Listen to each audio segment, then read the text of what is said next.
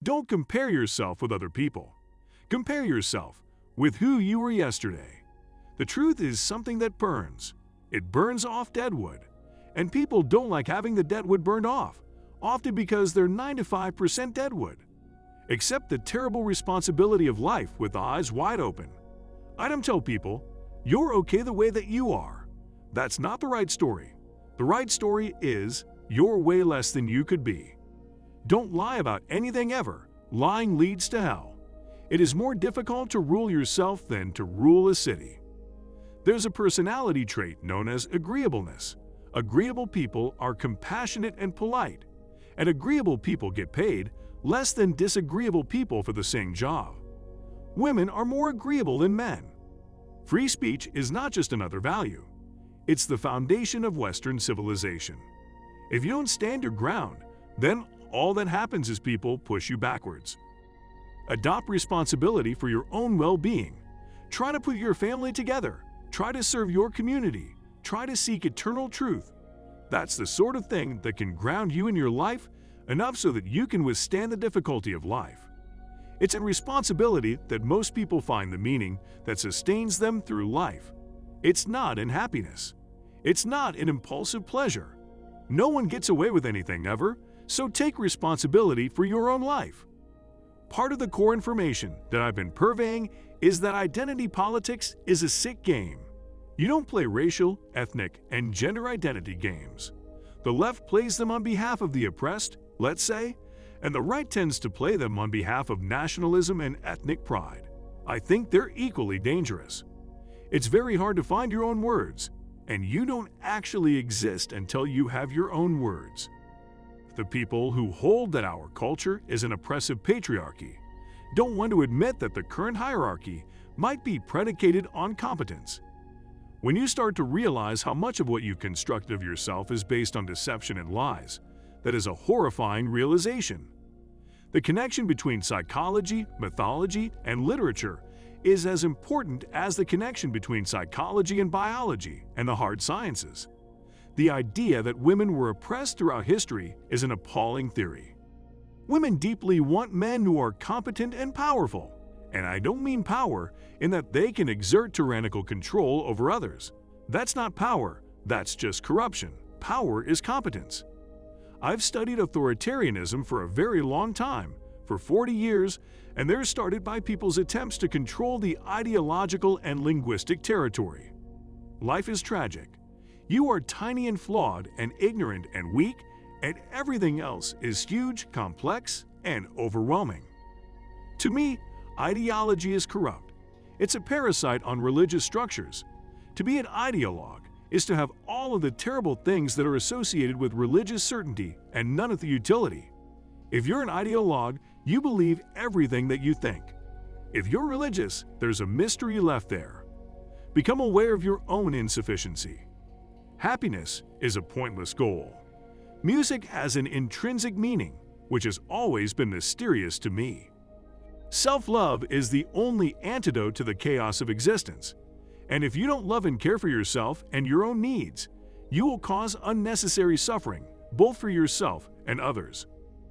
Once someone has spent enough time cultivating bad habits and biding their time, they are much diminished. Much of what they could have been has dissipated.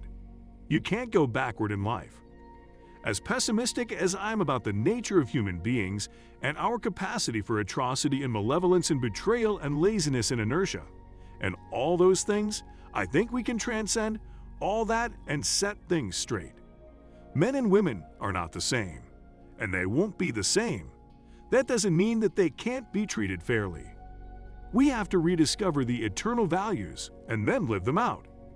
There were some great clinicians in the 20th century, great men.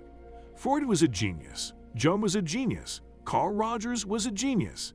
There's a half-dozen psychologists of the 1950s and humanists of the 1960s.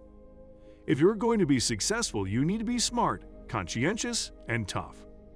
If you're talking to a man who wouldn't fight with you under any circumstances whatsoever, then you're talking to someone for whom you have absolutely no respect. To master a new technology, you have to play with it.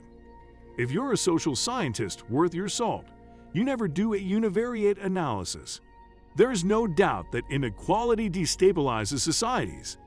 I think the social science evidence on that front is crystal clear. It's a small percentage of people who do the 80-hour-a-week high-powered career thing, and they're almost all men. Why? Well, men are driven by socioeconomic status more than women. I'm not going to be a mouthpiece for language that I detest. I have a hard time figuring out what kind of box to put me into, because I don't know exactly what's going on around me or why. But I need to stay outside of boxes because then I can look at what's inside of them without being part of them. One of the things I've told men over and over and over and over is if you're being rejected by all the women that you approach, it's not the women. If you learn a martial art, you learn to be dangerous, but simultaneously, you learn to control it. The answer to the problem of inequality is for the people who are fortunate enough to either have been gifted or deserve more to do everything they can to make the communities around them as strong as they possibly can. We deserve some respect. You deserve some respect. You are important to other people as much as to yourself. It's not proper for the government to intrude too thoroughly into the domain of the family. It's inappropriate. A properly balanced story provides an equal representation of the negative and positive attributes of, I could say, the world, but it's actually a being. Harry Potter is a good example. So Harry is the hero, right? But he's tainted with evil. There's a dark and a light in every bit of that narrative. It's well balanced. It's in the best interest of the radical left types, best psychological and strategic interest, to refuse to admit to the possibility that reasonable people can object to their ideological staff. Because if reasonable people objected, that would imply that their ideological stance is not reasonable. You can't just slander someone, defame them, lie about them. You can't incite people to crime.